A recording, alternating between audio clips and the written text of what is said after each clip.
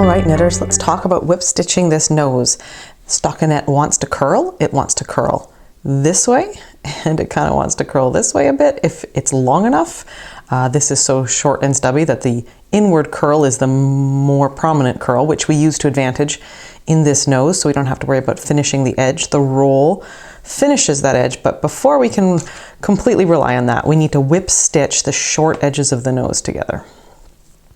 When we fold these two edges together, the ends end up in the same place. I use long tail cast on, so that's why that happens. Don't worry if yours do not. Doesn't matter a tiny bit. We're going to use one of the ends to sew it and the other end to sew it on.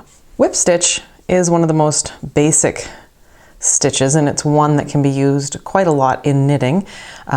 So holding this with the short edges together, wrong sides together, so that we see the stockinette V's on the outside, we're just going to put the needle through sort of the top edge of both of those, and then the whip part comes where we whip back around. Did you feel the power? Did you feel that speed? And whip back around.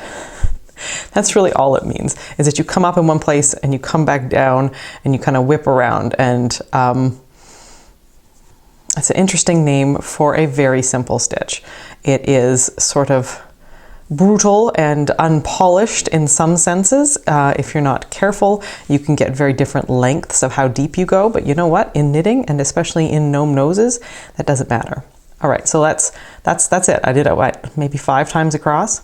So now what we need to do is we need to bury that end somehow. So what I like to do is I come over here right where I was working, but not identically, and I kind of go through that twice if I need to make a loop that sticks around. See, this loop isn't going to vanish. And I put the yarn through. I pull it nice and snug with my nail, and then I just sort of drive that yarn back down through.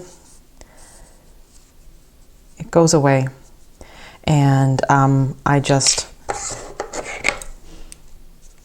pull it a little bit, snip it, and it'll disappear back into that nose.